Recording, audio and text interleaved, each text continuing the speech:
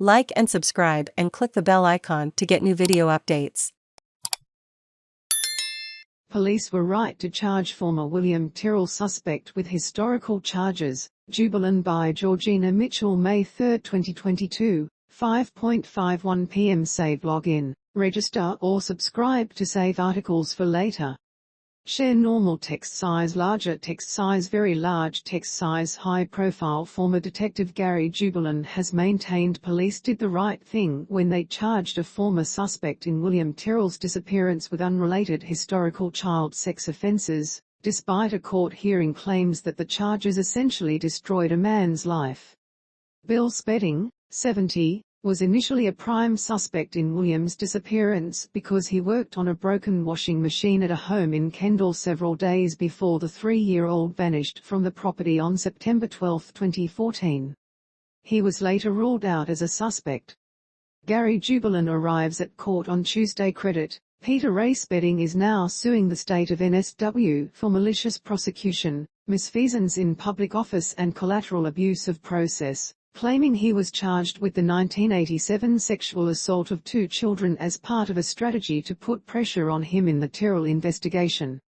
The allegations were initially pursued in 1987 and no charges were laid, but Spedding was charged in April 2015 while he remained a Tyrrell suspect.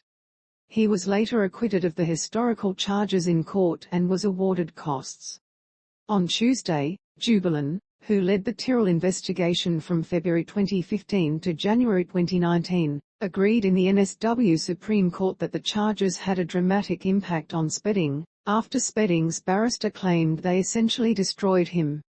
You would agree that, after he was charged with those offences, he was seen as a paedophile, Spedding's barrister Adrian Cancery said. Bill Spedding, right, arrives at the NSW Supreme Court on Tuesday. Credit: Peter Ray. I think that's a fair comment, the amount of media attention on it. Yes, Jubelin said. However, he maintained that charging Spedding with historical sexual offences was the right thing to do and said there was sufficient evidence to lay the charges, which were not used as a strategy.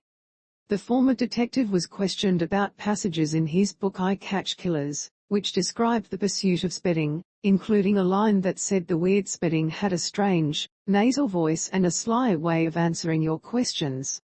Jubelin said he didn't think that was his description of Spedding, but someone else's description which he reproduced in the book without necessarily endorsing it. Justice Ian Harrison took Jubelin to other parts of the book, including a passage in which he wrote he wouldn't be doing his job if he didn't try to take advantage of the extra pressure on Spedding to rule him in or out of any role in William's disappearance. In another line, Jubelin wrote, "If he is hiding something, maybe this will be enough to crack him open." Should I read that as being a suggestion that you wanted to use your term, crack him open in relation to the murder investigation? Harrison asked. I think that would be fair to say, Jubelin said. Crack in the context does sound heavy. It's more, his circumstances have changed, and given the changed circumstances, whether that would elicit information in William's disappearance.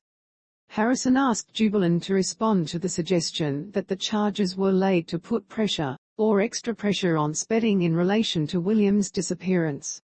I strongly deny it, Jubelin said. Cancery quoted from another line of the book, which said Jubelin was about to pull the trigger on a guy's life. It's a fact, is it not, that you pulled a trigger on Mr. Spedding's life, in terms of charging him with the old historical sexual assault allegations? The barrister said. Jubelin said that passage was intended to convey his internal thoughts about the gravity and impact of sexual charges. I could have worded it differently and made it more palatable, Jubelin said. I don't rush into charging someone. I understand the magnitude of the charges. It's not taken lightly. The Spedding case is the second time Jubelin has been examined about his role in the Tyrrell investigation, after a local court hearing in 2020 heard secret recordings Jubelin made of another former person of interest, Paul Savage. Jubelin was convicted over those cover recordings and fined $10,000. He resigned from NSW Police in 2019. The hearing continues. The Morning Edition newsletter is our guide to the day's most important and interesting stories, analysis and insights. Sign up here. Thank you for reading the Herald. This article is complimentary. Register or log in now to read more articles and unlock extra benefits.